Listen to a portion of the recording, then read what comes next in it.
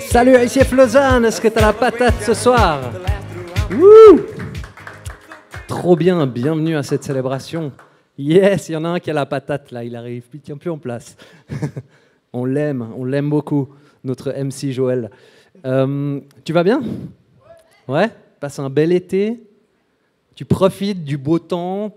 Peut-être tu as eu des vacances? Oui, il fait chaud, mais au moins il ne fait pas froid.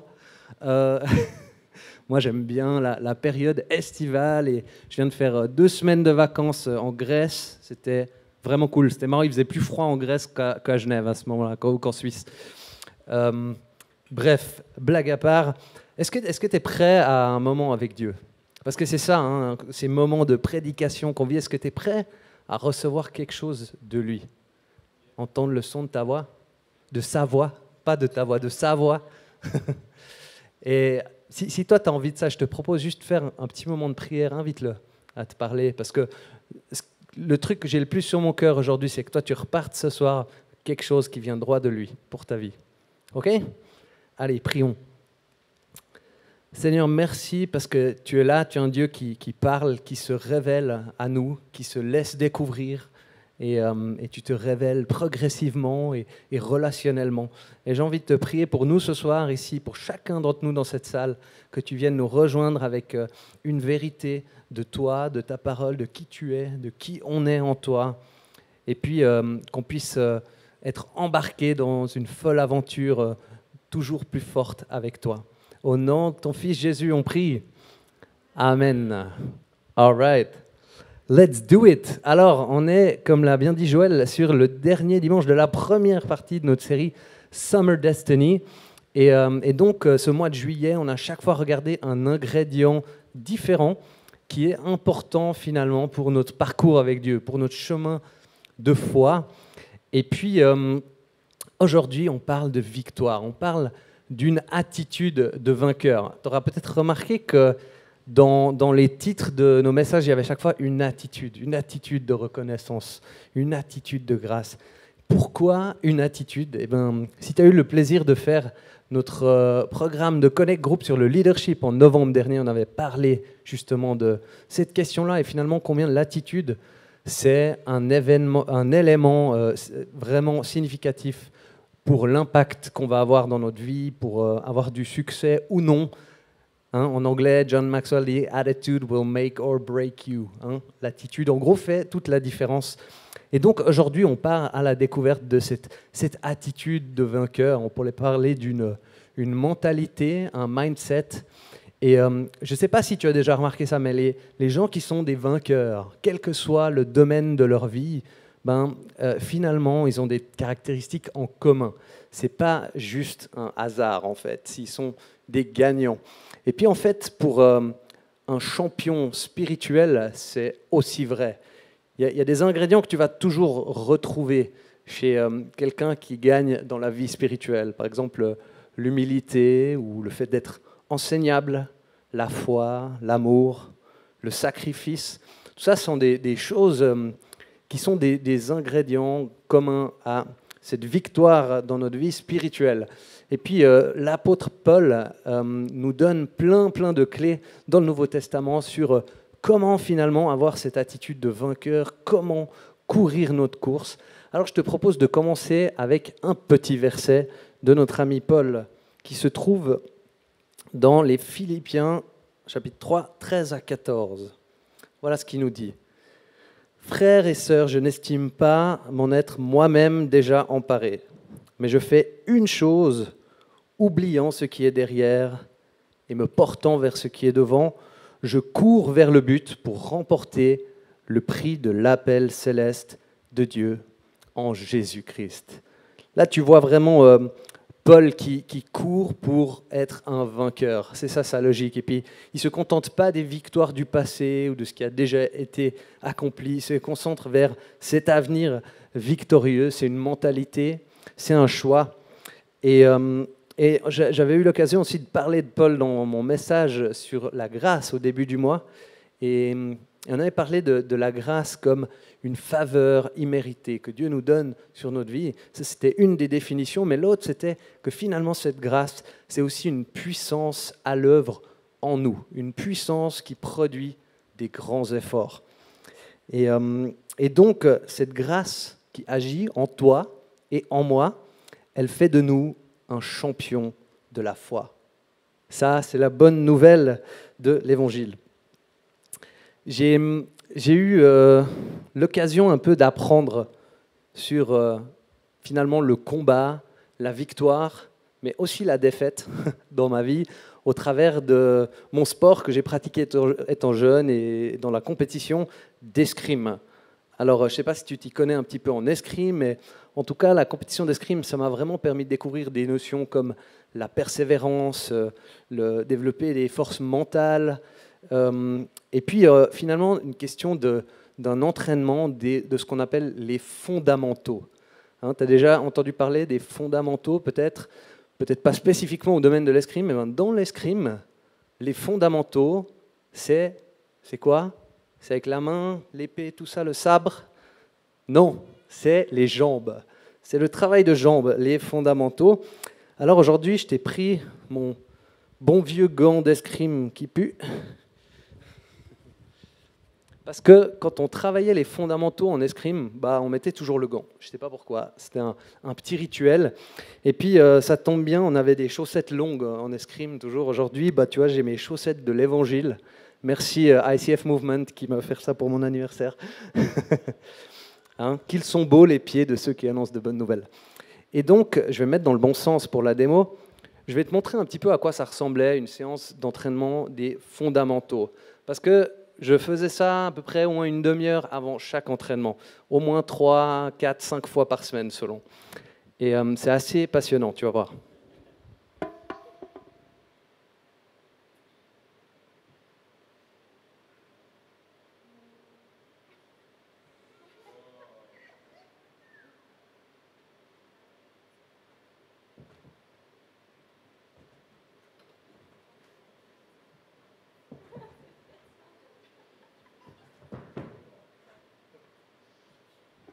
Bref, petite démonstration. Je peux garder le gant en fait comme ça. Et finalement, c'était un travail qui était assez rébarbatif, mais hyper important. Et dans lequel j'ai fini par trouver du plaisir. Parce qu'un jour, j'ai compris que si je voulais être bon sur la piste, si je voulais être bon, gagner des matchs en escrime, il fallait que je bouge mieux que le mec d'en face. Il fallait que mes fondamentaux soient juste béton, quoi. Et donc, je passais des heures, finalement, à tester toutes les amplitudes de déplacement possibles, tous les rythmes, toutes les combinaisons, toutes les séquences.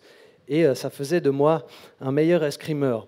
Et finalement, cette question des fondamentaux, c'est vrai pour chaque discipline, a des aspects fondamentaux qui en font partie. Et donc, on peut se poser la question, pour nous, si toi tu t'intéresses à la foi, à la vie spirituelle, c'est quoi les fondamentaux d'un croyant? Alors, une manière aussi d'identifier ça, c'est de réfléchir à l'envers. Je ne sais pas si tu as déjà essayé de faire cet exercice d'auto-sabotage. Tu te dis, si je voulais détruire ma foi, ma vie spirituelle, comment est-ce que je m'y prendrais? Je te laisse réfléchir à ça 2 minutes, tu vas voir. Ça révèle plein de choses. Finalement, j'essaierai d'établir les mauvaises priorités dans ma vie, hein, un peu tout de mettre à l'envers comme ça, passer du temps et de l'énergie sur des choses qui comptent pas trop dans une perspective éternelle. J'essaierai surtout de ne pas trop m'intéresser à la Bible, ni d'avoir une vie de prière très très intéressante. Et puis, j'éviterai de côtoyer d'autres croyants, les rassemblements, d'être avec mes frères et mes sœurs dans la foi. J'essaierai de ne pas trop faire la différence entre finalement ce qui vient de Dieu et puis ce qui vient de l'ennemi. Puis je ferai un beau mélange en fait entre ma foi et puis ce que le monde dit finalement. Et surtout, j'essaierai pas de comprendre ma foi du tout. Tu vois le truc? Je pense que quand on réfléchit à comment détruire quelque chose, on voit très vite quels sont les aspects fondamentaux qui en font partie. Et c'est important finalement pour nous de comprendre cette dimension de sabotage, parce qu'en fait, il y a un ennemi qui est là, et qui n'a qu'une envie, c'est de faire de nous des losers dans la foi. Il vient en fait pour nous saboter, pour nous rendre impuissants et pas pertinents finalement dans notre vie avec Dieu. Et je vous propose du coup de découvrir un passage de l'Épître aux Éphésiens qui parle en fait de celui-là, le saboteur qui est là, qui existe et comment il agit en fait dans le monde. Et ce passage nous parle aussi finalement de le revers de la médaille, c'est Christ, c'est Dieu qui s'est révélé en Christ et en fait qui nous donne la victoire. Alors c'est un joli petit passage que je t'invite à suivre avec moi à l'écran ou dans ta Bible si tu le souhaites. Quant à vous, vous étiez morts à cause de vos fautes et de vos péchés que vous pratiquiez autrefois conformément à la façon de vivre de ce monde, conformément au prince de la puissance de l'air, de l'esprit qui est actuellement à l'œuvre parmi les hommes rebelles. Nous tous aussi, nous étions de leur nombre. Notre conduite était dictée par les désirs de notre nature propre, puisque nous accomplissions les volontés de la nature humaine et de nos pensées. Et nous étions, par notre condition même, destinés à la colère, tout comme les autres. Mais Dieu est riche en compassion. À cause du grand amour dont il nous a aimés, nous qui étions morts en raison de nos fautes, il nous a rendus à la vie avec Christ. C'est par grâce que vous êtes sauvés. Il nous a ressuscités et fait asseoir avec lui dans les lieux célestes en Jésus-Christ. Il a fait cela afin de montrer dans les temps à venir l'infinie richesse de sa grâce par la bonté qu'il a manifestée envers nous en Jésus-Christ. Waouh, c'est beau ce passage et ce contraste finalement entre le prince de l'air, l'ennemi, le diable, il y a plein de noms qu'on lui donne, qu'on voit qui est à l'œuvre parmi les hommes rebelles. Et finalement, par la Bible, on comprend qu'il n'est pas juste parmi les hommes rebelles, mais il s'attaque aussi à celui qui met sa foi en Dieu et en Jésus-Christ, s'il le peut.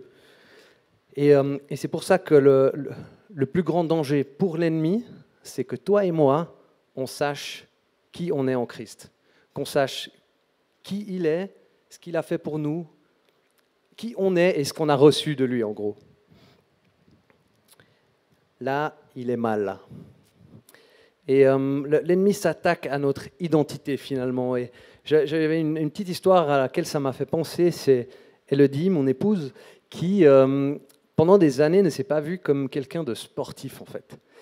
Et puis, c'était lié à quelqu'un qui avait eu un impact sur son identité, parce que ses profs de sport, elle a échoué en sport à l'école, ils ont relevé sans cesse plutôt des choses négatives vis-à-vis de ça. Par exemple, de se moquer de ses résultats, en gros, de lui faire comprendre qu'elle n'était pas sportive. Et donc, dans l'identité d'Elodie, il y a quelque chose qui est rentré, qui s'est dit « je ne suis pas une sportive ». Et finalement, après des années de côtoyer un sportif, et puis d'entendre peut-être autre chose en fait, sur cette question, que oui, tu peux être sportive, tu peux avoir des résultats et vivre des belles choses dans ce domaine, elle a découvert que c'était vrai et qu'elle pouvait en fait aller devenir une sportive. Et aujourd'hui, elle le dit, ça fait partie de son identité. C'est une grande sportive à la maison, dehors. Là, elle fait ses dips assistés et elle a du plaisir avec ça et surtout, elle comprend qu'elle a de la valeur aussi dans ce domaine. Pour nous, c'est exactement la même chose avec notre identité en Christ. Parce que l'ennemi vient, il veut s'attaquer à ça avec des mensonges sur nous. Il nous dit des trucs qui ne sont pas vrais. Et on a besoin de constamment se rappeler ce que Dieu nous dit, sur qui on est et qui il est. Parce que l'ennemi utilise le péché sous toutes ses formes, diverses et variées, pour nous compromettre. Mais cette victoire qu'on a avec Dieu, finalement, c'est la victoire sur le péché. Et pour être dans cette victoire, on a besoin de deux éléments. Parce que la Bible parle de nous comme des brebis. Donc on a besoin d'être proche du bon berger pour entendre sa voix. Et on a besoin d'être dans le troupeau, en fait, dans la communauté des croyants. C'est quelque chose qui nous garantit une protection sur notre vie. Donc à la croix, une fois pour toutes, Jésus a réglé cette question du péché. mais aussi dans notre quotidien, dans notre vie de tous les jours, il révèle cette victoire. Ça devient encore plus concret et on vit des percées et des transformations. La mort a été vaincue, on l'a chanté tout à l'heure dans le chant. C'est tellement puissant de penser à ce que ça veut dire dans notre vie. Et donc, ce qu'on peut comprendre, c'est que Dieu a toujours la victoire. On l'a aussi chanté, qu'il ne perd jamais. Dieu n'a encore jamais perdu de sa vie. Nous, on a tous perdu une fois dans notre vie, mais Dieu, à part la fois, il l'a fait intentionnellement, puis finalement, il a gagné. Il n'a jamais perdu un combat de sa vie. Ça, c'est une bonne nouvelle pour nous. Tu peux lire ça dans 1 Corinthiens 15, 57. Mais que Dieu soit remercié, lui qui nous donne la victoire par notre Seigneur Jésus-Christ. Ainsi, mes frères et sœurs bien-aimés, soyez fermes, inébranlables, travaillez de mieux en mieux à l'œuvre du Seigneur, sachant que votre travail n'est pas sans résultat dans le Seigneur. On voit bien d'un côté cette grâce offerte, la victoire qui est en Jésus-Christ s'est établie, et après on voit cette grâce comme une puissance à l'œuvre en nous qui produit des efforts avec l'appel de Paul à travailler de mieux en mieux à l'œuvre du Seigneur. Des fois, c'est un peu difficile cette question. Ouais, mais alors, c'est quoi la part de Dieu dans ma vie? C'est quoi ma part? Une manière que j'ai une fois entendu ça expliquer, qui est intéressante, c'est dire, finalement, en fait, ce que toi, tu contribues, c'est les 1%. Et puis ce que Dieu, il amène dans l'histoire, c'est 99%. Et toi, tes 1%, tu donnes ton 100% là-dedans. Mais à la fin, tu te rappelles que, en fait, c'est juste une infime partie. C'est vraiment Dieu qui est à l'œuvre derrière toi et avec tes petits 1%. Et puis l'autre aspect qu'on voit encore chez Paul, qui ressort tout le temps dans les Écritures, c'est celui de la persévérance. Déjà, je ne sais pas si tu aimes bien ce terme, la persévérance. Il y en a qui aiment bien, c'est des acharnés de la persévérance. Il y en a, ils sont plutôt là, oh là là, ça sent déjà la souffrance. Mais finalement, ce qu'on comprend, c'est que la persévérance, c'est un ingrédient important de la victoire. Romains 5, 3 à 5 nous dit « Bien plus, nous sommes fiers même de nos détresses, sachant que la détresse produit la persévérance, la victoire dans l'épreuve, et la victoire dans l'épreuve, l'espérance. Or, cette espérance ne trompe pas, parce que l'amour de Dieu est déversé dans notre cœur par le Saint-Esprit qui nous a été donné. » Yes, on voit bien ce lien entre persévérance et victoire, victoire et espérance. Ça nous rappelle le message de Maxime de dimanche dernier, qui est finalement fondé dans l'Évangile et la réalité du Saint-Esprit dans ta vie. Comme je t'ai dit, j'ai passé 2 semaines en Grèce, en vacances, et puis j'ai eu le plaisir de faire beaucoup de chasse sous-marine, ou pêche sous-marine, si je préfère, avec mon ami Lucas, un ami d'ICF Genève. Et puis, moi, je découvre ce sport. J'avais déjà fait une petite initiation. Et puis, lui, ça fait 20 ans qu'il pratique, en fait. Et puis, du coup, on a eu du plaisir. On sortait toujours sur une plage différente, aller chasser sous l'eau. Et puis, on voit bien l'impact de la persévérance, finalement, dans sa pratique. La différence entre 20 ans de pratique et puis 2 jours. Lucas, avec ses 20 ans de pratique, il descend pêcher, je crois, à peu près à 30 mètres de profondeur. Peut-être il a déjà fait plus bas que ça, je crois.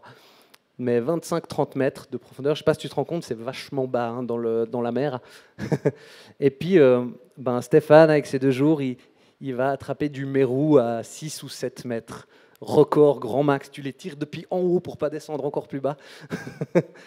Et voilà, Lucas a chopé un magnifique denti, aussi un poisson plus difficile à tirer que le mérou, et qui a nourri 7 personnes en un repas. Et puis l'autre poisson que j'avais, c'était une petite dorade. Bref, tout ça pour dire que la persévérance amène vraiment un résultat. Si on le vit avec des ajustements, en apprenant. Et puis d'ailleurs, il a dû beaucoup apprendre en autodidacte, en testant des choses. Aujourd'hui, grâce à YouTube, ça va beaucoup, beaucoup plus vite. Et donc, on sait que Dieu est tout-puissant. Il n'a jamais perdu une bataille. Mais à quoi elle ressemble, finalement, cette victoire avec lui? Parce que c'est pas toujours si évident que ce qu'on pourrait croire. En septembre de l'année passée, j'étais dans une retraite pastorale avec tous les pasteurs du mouvement ICF. Et puis on m'a demandé de faire un petit input de 3 minutes. Et donc j'ai fait un petit message sur cette victoire qu'on a en Christ. Et puis que malgré tous les défis, toutes les circonstances, Jésus-Christ bâtira son Église et les portes de l'enfer ne pourront rien faire là contre. Et puis, il y en a qui le savent. Et j'ai fait ce petit input. Voilà, je suis rentré à la maison en Suisse. C'était en septembre 2021. Et puis, en mars 2022, je me dis, tiens, je devrais peut-être quand même aller voir ce qui se passe sur mon compte Facebook que j'ai laissé dépérir. Alors, je me suis connecté, puis du coup, je suis allé dans Messenger aussi. Et là, je vois que j'ai un message qui date de septembre de Andrei Ivanov, qui est le pasteur d'ICF Kiev, qui était là à ce moment et qui m'a dit, voilà, ton message m'a encouragé, et moi, je voulais aussi t'encourager avec quelque chose. Et puis, il m'a envoyé un texte sur la victoire en Christ. Et puis, ce texte, il cassait un peu peut-être les idées trop triomphalistes en fait de la question. Et il montrait que la victoire avec Christ, souvent, elle n'est pas tout à fait comme on pourrait le croire. Et je te propose juste un petit bout du texte, juste pour que tu puisses avoir l'idée de ce qu'il m'a envoyé. Si nous croyons que la croix est le modèle de la victoire, alors la victoire ressemble à la défaite, à un sentiment de désespoir et sans la mort. Je crois que c'est précisément ce que Paul voulait dire quand il racontait les nombreuses épreuves de sa carrière apostolique. Waouh! Oui, parce que l'apôtre Paul a beaucoup souffert finalement pour l'Évangile, tout en proclamant cette victoire en Christ. Et moi, je suis là en mars 2022 et je lis ce texte qui est dur comme ça et je réfléchis à Andrei, pasteur d'ICF à Kiev. Et en février, la guerre éclate dans son pays. Et lui, il est là avec cet étendard de la victoire en Christ dans un pays en guerre. Ça sent la mort. Et je ne sais pas juste comment il vit son rôle pastoral dans cette période, mais il est resté dans le pays et il a continué d'être pasteur de cette église. Je ne savais pas quoi faire de ce message. J'étais là, je ne l'avais pas vu venir celle-là.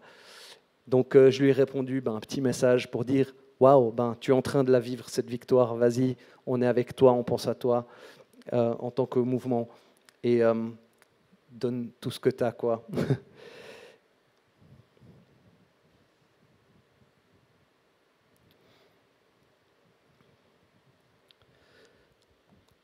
Finalement, on va peut-être pas tous se retrouver dans des circonstances aussi difficiles. Mais c'est important de comprendre que la victoire avec Dieu, elle ne dépend pas des circonstances et elle peut se révéler dans les endroits les plus sombres. Et du coup, c'est ce qu'on comprend finalement. Il y a un schéma qu'on voit dans la Bible, c'est que souvent, la victoire arrive juste après le plus grand désespoir. Quand tout a l'air foutu, c'est là que Dieu vient se révéler et qui fait le miracle, parce que finalement, sans lui, il n'y a aucun espoir. On voit bien cette question avec les disciples et Jésus-Christ, ils suivent Jésus pendant ce temps de ministère, et puis tout à coup, Jésus va à la croix et il meurt. Et eux, ils ne comprennent pas ce qui se passe. Mais là, il n'y a plus aucun espoir. Tout est fini. Et leur maître est mort, quoi. Il n'est plus là.